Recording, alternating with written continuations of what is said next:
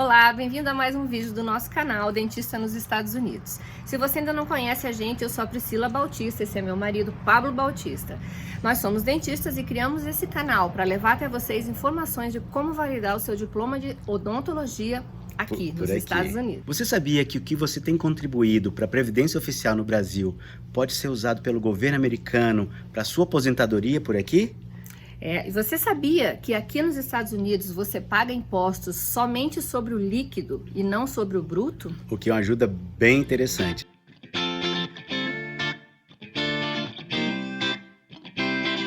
Hoje nós vamos falar sobre taxes, ok? Vamos entrevistar um contador chamado Joshua Turnbow. Ele é o nosso contador e ele vai acrescentar muitas informações interessantes para quem deseja morar por aqui, ter um negócio por aqui, não é isso? O canal é especificamente para validar diploma de odonto, mas a gente vai trazer várias informações, informações do dia a dia, como é a vida por aqui, impostos por aqui, escolas, negócios tem muita e tudo coisa mais lá no canal. Passa lá para ver um dos nossos vídeos. E fiquem ligados que agora vocês acompanham a nossa entrevista com o Josh e no final, fiquem aí que temos informações importantes. I'm here today with my accountant, Josh Turnbow, and he's gonna talk to us about tax return and how it would be working for Brazilian, for international dentists and people that are coming to here and how it works. Josh, thank you so much for your help and for being so nice to talk to us today. You're welcome, Pablo. Okay, so first I'd like you please to explain to my friends, my Brazilian dentist friends, how it works related to taxes here in the US, related to the income that they get in their offices and how much money usually they make. Okay, excellent. Dentistry is a great profession, as we've had a chance to talk, Pablo. But as I look at the people that I work with, the dentists I work with, on average, most of those dentists will produce, let's use that word, as earnings or produce as revenue somewhere around $750,000 a year in gross earnings. They then have obviously expenses related to running that office, other employees, supplies, rent, those types of things. So at the end of the day, what is left over would be what they are able to take home.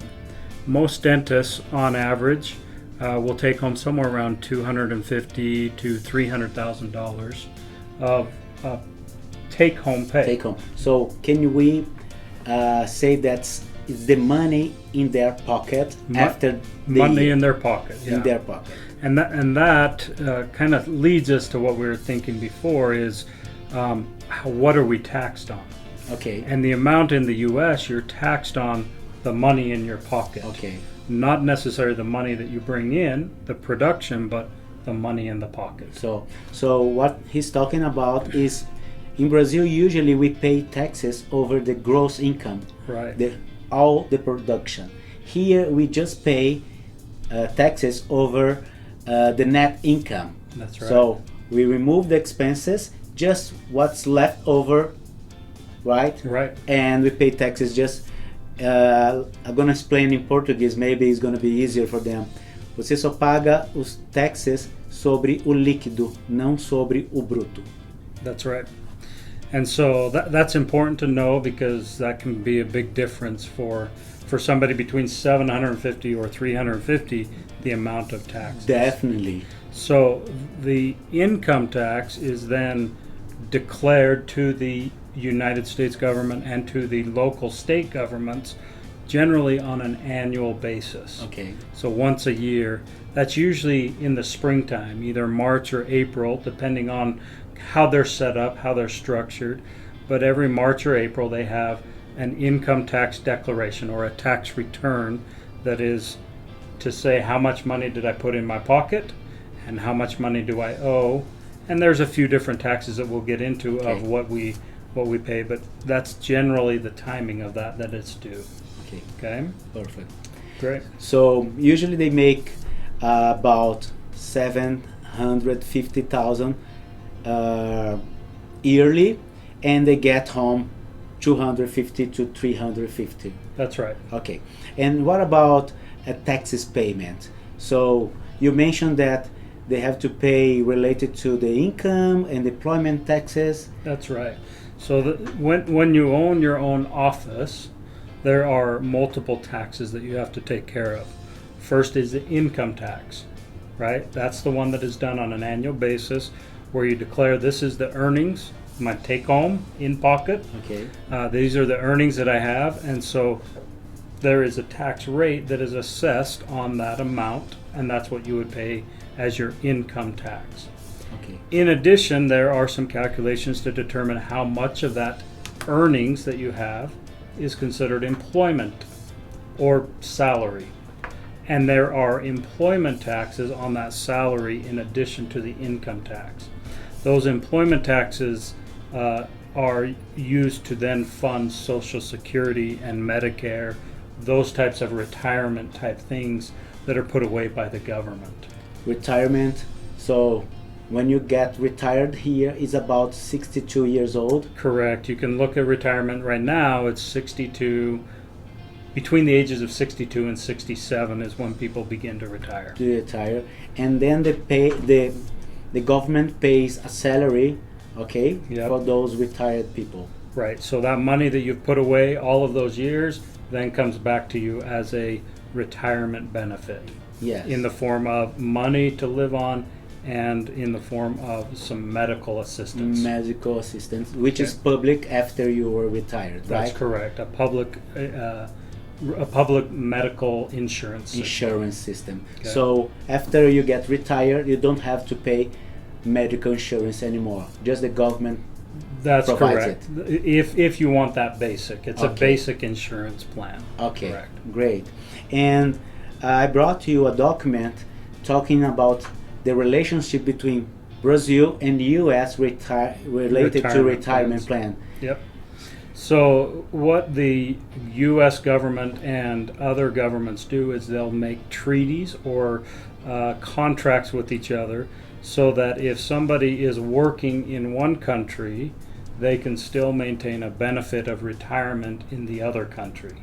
And so for instance here, this agreement between the U.S. and Brazil, if you are working in the U.S. and putting money into the U.S. retirement system, it should provide or allow some benefit to happen out of the Brazilian retirement system as well. Okay, so it would mean that they can consider the retirement plan that you have been paying in Brazil for a long term. My case was 19 years. Mhm. So U.S. government can consider that to give me my retirement plan here. That's right.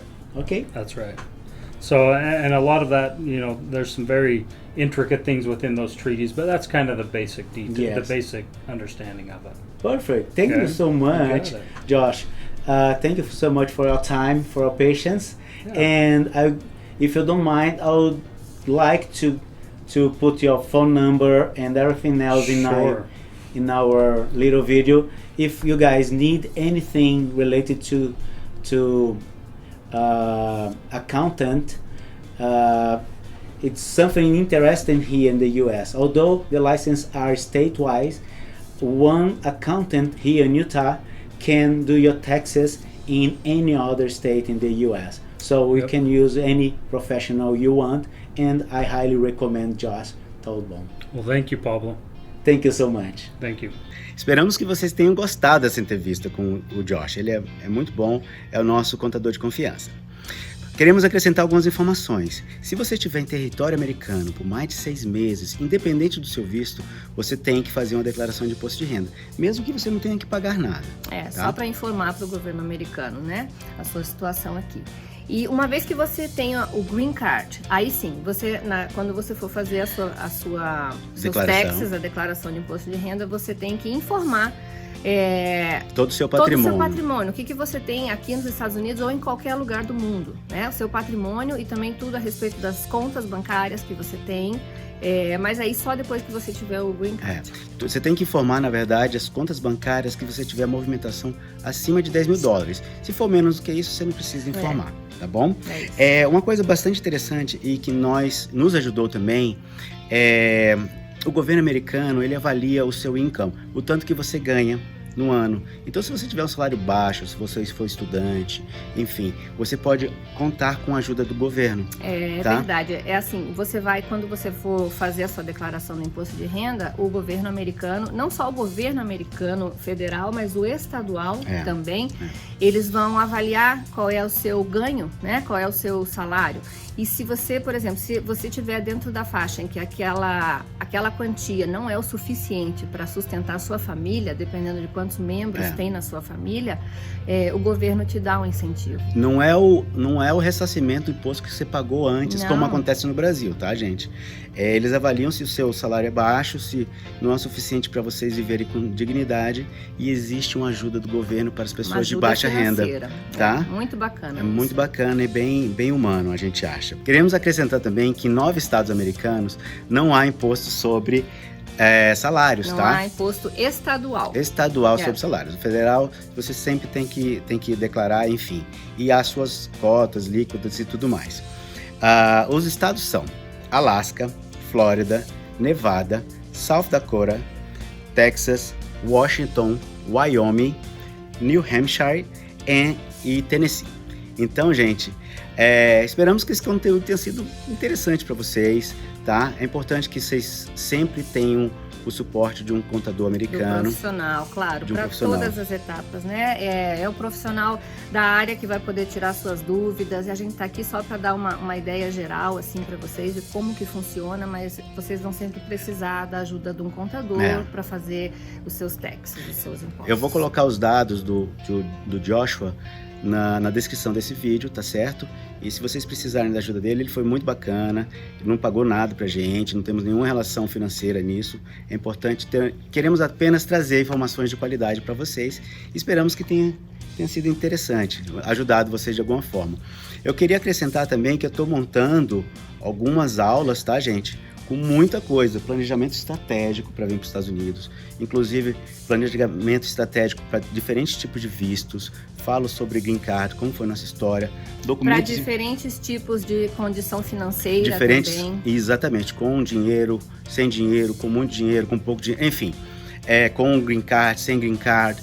Então, tudo isso a gente está colocando junto, as estratégias para se aplicar para os cursos, quais são as opções de se adquirir a licença aqui nos Estados Unidos, a lista dos estados em que você pode tirar, em que você não pode tirar, enfim, tudo que a gente já descobriu em 4 anos quase nos Estados Unidos. E tudo que a gente ainda vem descobrindo. Então, assim, continua ligado nos nossos vídeos, a gente vai passar o máximo de informação que a gente puder.